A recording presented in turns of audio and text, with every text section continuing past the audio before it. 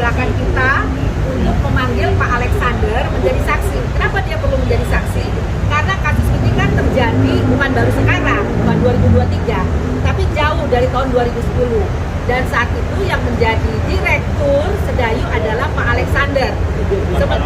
Sementara yang dihadirkan oleh penyidik dan jaksa itu Pak Nono Sampono. Tapi tadi alhamdulillah dalam 2 bulan terakhir Majelis Hakim telah mengambil pertimbangan sehingga memberikan penangguhan. Ini juga menjadi konfirmasi bahwa klien kami korban.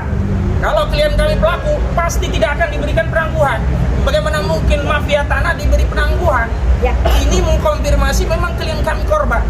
Saudara Nono Sampono tidak melihat sendiri, tidak mengalami sendiri, tidak mendengar sendiri karena Saudara Nono Sampono baru masuk menjadi direktur di tahun 2015. Bagaimana mungkin dia bisa menerangkan satu peristiwa yang terjadi di tahun 2010? Ya, jadi kesimpulannya inilah saatnya akan melalui kasus Budi Harjo ini bersama istri. Jadi pintu terbongkarnya mafia tanah.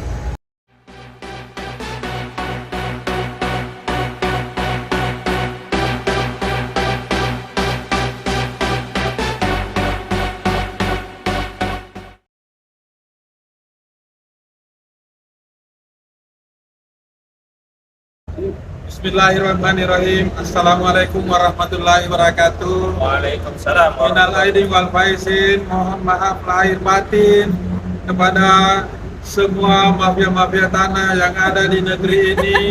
Semoga diberikan kesadaran supaya tidak mengulangi lagi semua kelakuan-kelakuan yang tidak direstui Allah. Nah, agama apapun juga, semua yang namanya mafia tanah tidak akan menghendaki namanya kejahatan-kejahatan merampas hak-hak orang lain. Jadi sekali lagi kepada mafia-mafia tanah dan semua penegak hukum, kami menyampaikan mohon maaf lahir dan batin. Minal aidin wal faizin.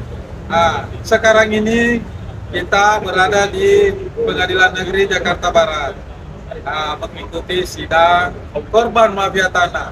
Dalam hal ini ketua forum korban mafia tanah adalah Supati Kendi Budi Harjo bersama istri Bu Nurlela yang sudah sekian lama telah kita ikuti dari persidangan ke persidangan yang sudah ditahan selama 2 bulan. Dan alhamdulillah sekarang menjelang bulan puasa mungkin hidayah juga ya kepada majelis hakim yang kami menilai sangat objektif karena tidak semudah itu langsung melakukan penangguhan dan ternyata dia tetap juga melakukan penangguhan. Berarti kami menilai ada objektivitas, ada kejujuran karena dengan melihat persidangan, pembuktian, mungkin itulah pertimbangannya sehingga meyakini perkara ini adalah perkara tidak normal, perkara rekayasa, karena semua fakta-fakta di dalam persidangan yang diajukan oleh pihak pelapor sama sekali nol nilainya, nilai pembuktiannya, karena cuma kata-kata saja bahwa ada bukti tapi tidak bisa ditunjukkan di persidangan. Nah, yang menentukan sebenarnya di situ adalah bukti-bukti di dalam persidangan. Nah, semoga nanti dapat putusan yang betul-betul objektif. Kami juga tidak menginginkan bahwa klien saya dibantu. Kalau memang dia bersalah, kita nyatakan bersalah. Tapi jangan sekali-sekali orang benar, orang korban dijadikan tersangka malah dipenjarakan. Semoga cukup Budi Harjo saja yang bersama istri yang jadi korban seperti ini. Tapi kenyataannya yang sekarang banyak di seluruh daerah korban korban dijadikan tersangka. Dan mudah-mudahan Bapak Kapolri, Bapak Jaksa Agung, Bapak Ketua Mahkamah Agung kiranya bersinergi untuk menegakkan hukum ini secara baik dan benar. Yang mana yang salah, salah. Jadi kita harus berantas, utamanya mafia tanah. Jangan korban dijadikan tersangka. Dan memang ini ada perlindungan hak asasi manusia. Mungkin ada tambahan dari teman yang lain? Ya, untuk alasan penundaan hari ini? Oh iya, sebetulnya hari ini kita sudah siap untuk sidang, ya. Demikian juga kita sudah hadir di persidangan, tetapi tadi Pak Hakim yang hadir hanya 1 orang, yang 2 orang katanya sedang ada acara. Nah, kami sebenarnya berharap sidang ini bisa dilakukan untuk hari Kamis atau minggu depan gitu ya. Tapi tadi atas diskusi dengan Pak Jaksa, Pak Hakim, dan kami sebagai pengacara, kita akan bersidang lagi hari Selasa tanggal 16. Nah, kalau ditanya alasan kenapa tadi tidak dilaksanakan sidang, karena kenyataannya hakim yang hadir belum lengkap. Itu. Mungkin ada hikmahnya, Ya. ada hidayah mungkin itu untuk mengambil spare waktu untuk Ya. mempertimbangkannya. Ya. Nah, dengan adanya selesainya kita berpuasa ya. Ya. Ya. Dan dalam hal ini kami juga ingin mengimbau media bahwa saksi-saksi dari jaksa sudah, dan sekarang adalah saatnya saksi-saksi dari pihak kita ya. Ya. Tadi adalah jadwal Pak SK Budiarjo sebagai saksi mahkota ya. Tapi selain Pak Budi dan Bu Nurlela sebagai saksi mahkota, kami juga sudah mempersiapkan diri untuk mengundang Bapak Alexander Halim Kusuma sebagai Dirut PT Sedayu Sejahtera Abadi. Berapa kali pemanggilan? Belum, karena ternyata jaksa tidak menjadikan Bapak Alexander ini, ketua Sedayu ini, direktur Sedayu ini menjadi saksi. Jadi kemarin hakim mempersilahkan kita untuk memanggil Pak Alexander menjadi saksi. Kenapa dia perlu menjadi saksi? Karena kasus ini kan terjadi bukan baru sekarang, bukan 2023, tapi jauh dari tahun 2010. Dan saat itu yang menjadi direktur Sedayu adalah Pak Alexander. Sementara yang dihadirkan oleh penyidik dan jaksa itu Pak Nono Sampono, yang juga adalah sekarang wakil ketua Dewan Perwakilan Daerah. Pak Nono itu baru jadi direktur tahun 2015. Makanya Pak Nono memberikan keterangan, ya boleh dikatakan tidak tahu. Karena dia baru menjabat ya Pak ya. Ya, karena itu diperlukan sekali Pak Alexander hadir gitu. Mohon bantuan media untuk juga mengimbau, mengendorse ya. Ayo Pak Alexander, kita sama-sama ingin membereskan kasus ini terang benderang gitu loh. Supaya jangan ada dusta di antara kita. Itu saja. Terima kasih. Silakan Pak. Bismillahirrahmanirrahim. Assalamualaikum warahmatullahi wabarakatuh. Saya ingin mengklarifikasi kepada semua pihak-pihak yang mengedarkan fitnah, tuduhan yang sangat jahat kepada klien kami, baik SK Budiarjo atau Ibu Nurlela, yang keduanya difitnah sebagai mafia tanah. Saya ingin tegaskan, status klien kami itu korban, bukan mafianya. Apa bukti dari korban mafia tanah? Buktinya mereka sekarang menjadi pesakitan, menjadi terdakwa dalam kasus yang sebenarnya tidak layak mereka untuk menjadi terdakwa. Mereka ini adalah korban. Buktinya apa? Mereka, klien kami ini, suami istri, SK Budiarjo dan Nurlela ini, sudah kehilangan uang, kehilangan tanah, juga dirinya sekarang menjadi terdakwa pesakitan. Dan hari ini, betapa terlunta-luntanya klien kami, sudah menyiapkan diri hadir, kemudian ada penundaan. Ini kan import yang luar biasa, waktu, tenaga, pikiran. Tapi tadi Alhamdulillah, dalam 2 bulan terakhir majelis hakim telah mengambil pertimbangan sehingga memberikan penangguhan. Ini juga menjadi konfirmasi bahwa klien kami korban. Kalau klien kami pelaku, pasti tidak akan diberikan penangguhan. Bagaimana mungkin mafia tanah diberi penangguhan? Ya. Ini mengkonfirmasi memang klien kami korban. Jadi kepada siapapun yang saya dengar, saya tidak sebut nama entitasnya, kalau berani menuding-nuding, dan silakan kalau mau ya berurusan dengan kami secara publik, sampaikan tuduhan itu kepada publik dan kami akan memperkarakan. Kami tegaskan klien kami adalah korban mafia tanah. Status dan kedudukan ketua dari FKMTI, Forum Korban Mafia Tanah Indonesia, bukan Forum Mafia Tanah Indonesia. Begitu ya, itu yang pertama. Yang kedua, saya berulang kali menegaskan bahwa keterangan saksi adalah keterangan yang saksi nyatakan di persidangan serta menjelaskan alasan dari pengetahuannya itu yang dia lihat sendiri, dia dengar sendiri, dia alami sendiri. Saya nyambung dengan apa yang disampaikan rekan saya tadi.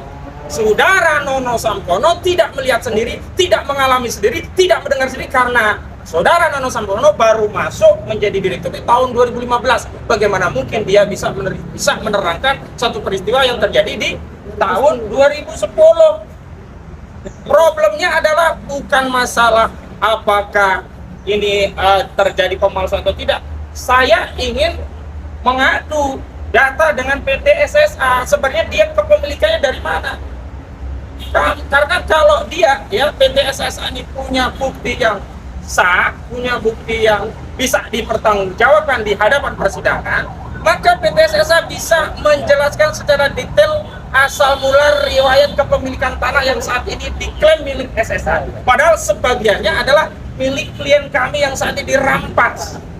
Ya, kenapa demikian? Karena PT SSA hanya berdalih telah membeli dari PT BMJ, sementara riwayat PT BMJ tidak diketahui oleh PT SSA. Dan sekarang baru diketahui PT BMJ itu adalah perusahaan entah berantakan jelas. Dan ini yang kita patut duga perusahaannya sengaja dibentuk hanya sekedar mediator untuk melakukan aktivitas yang melanggar hukum. Karena itu betul tadi, ya, saudara siapa yang direktur tadi? Alexander datang, Alexander bertanggung jawab atas status perseroan yang hari ini bermasalah dengan klien kami. Kami tidak mengharapkan apapun, tapi kami ingin kebenaran ini terungkap melalui fakta persidangan. Ingat sekali lagi, fakta persidangan, bukan gosip di WhatsApp, bukan obrolan sosial media, tapi fakta persidangan. Kalau orang-orang PT SSA punya fakta hukum, punya dokumen, maka bawa ke persidangan. Selama ini yang diperlihatkan hanya kopi. Sementara dokumen klien kami yang kemarin sudah diungkap melalui saksi mahkota. Nah, ini qadarullah juga, ini berkah dari Allah. Saksi mahkota itu kan kerangkanya untuk memberatkan para pihak, yang dibuat oleh jaksa untuk displit. Terdakwa yang satu jadikan saksi pemberat bagi terdakwa lainnya. Tapi kemarin baru dari keterangan Saudari Nurlela, itu keterangan justru meringankan Pak Budi Harjo, dan hari ini sedianya keterangan Pak Budi akan mengungkap kebenaran material dan akan meringankan semuanya. Diawali dari apa? Diawali dari bukti kepemilikan yang dimiliki oleh klien kami itu sah, legal, dan ditunjukkan di persidangan. Ya, ada kemarin yang sudah muncul di fakta persidangan, ada diri aslinya, ya kan? Ada bahkan surat keterangan tidak ternyata dari kelurahan, ya, ada IPEDA-nya, ada riwayat asal usul dari pembeli sebelumnya yang dia pernah membeli dari pemilik asal. Jadi ada AJB yang menjadi rujukan, oh, abang ini punya tanah dulu dari membeli, sampai AJB-nya juga ada, lengkap semuanya. Dan ada korespondensi yang mengkonfirmasi gire-gire yang dimiliki klien kami ada terdaftar di kelurahan secara sah. Jadi tidak benar dalih dakwaan jaksa yang menyatakan menuduh ini gire palsu hanya dengan dalih tidak terdaftar di kelurahan. Dan saya ingin tegaskan, otoritas yang menegaskan sebuah produk itu apakah asli atau palsu itu hanya dua. Satu, lembaga yang mengeluarkan diri itu bukan produknya kelurahan. Ya. Bagaimana bisa kelurahan menyatakan itu tidak ada data kemudian disimpulkan palsu? Ya. Bagaimana kalau yang teledor adalah kelurahan? Ya, yang kedua, untuk otoritas penegak hukum dalam ini Polres Mabes Polri melalui suatu mekanisme hukum yang bisa diuji secara objektif. Apa itu? Ada laboratorium forensik yang menjelaskan, oh ini dokumen palsu terbukti dengan oh ini tanda tangannya tidak identik dan seterusnya. Dan dokumen itu tidak pernah ada di persidangan. Bahkan dokumen mana yang dipalsukan tidak pernah dihadirkan di persidangan. Jadi saya mengimbau kepada segenap anak bangsa, selain tadi kita sudah mengucapkan minal aidin wal faizin, tapi saya gak ada urusan dengan mafia tanah. Saya hanya urusan kepada orang-orang yang lurus. Silahkan Anda ikuti, cermati kasus ini, karena kita semua tidak ingin apa yang dialami oleh Pak Budi Harjo ini juga menimpa segenap elemen anak bangsa lainnya. Ini bukan persoalan ansi Pak Budi, ini persoalan terkait kedaulatan hak milik tanah di negeri kita, Indonesia. Ya. Jangan sampai orang mentang-mentang punya uang, ya bisa merampas, hanya bermain dengan oknum-oknum pejabat, keluar sertifikat abal-abal, kemudian kepemilikan yang asli, sertifikat yang asli, kepemilikan yang sah, kemudian dianggap menjadi pemalsu dokumen, dipenjarakan, sementara mereka tidak pernah bertanggung jawab tentang asal mula kepemilikan serta dokumen-dokumen penunjangnya. Nah itu ya, dan yang paling akhir, kita tidak akan lelah dalam tinggi kasus ini. Karena itu kita harapkan juga doa-doa dari segenap elemen anak bangsa agar melalui kasus ini terungkap bagaimana modus operandi mafia tanah bekerja. Dan melalui fakta persidangan kita sudah tahu beberapa modus operandi kejahatan mafia tanah yang merampas tanah hak rakyat. Demikian, assalamualaikum warahmatullahi wabarakatuh. Ya, jadi kesimpulannya inilah saatnya akan melalui kasus Budi Harjo ini bersama istri. Jadi pintu terbongkarnya mafia tanah. Sekian. Assalamualaikum warahmatullahi wabarakatuh. Waalaikumsalam.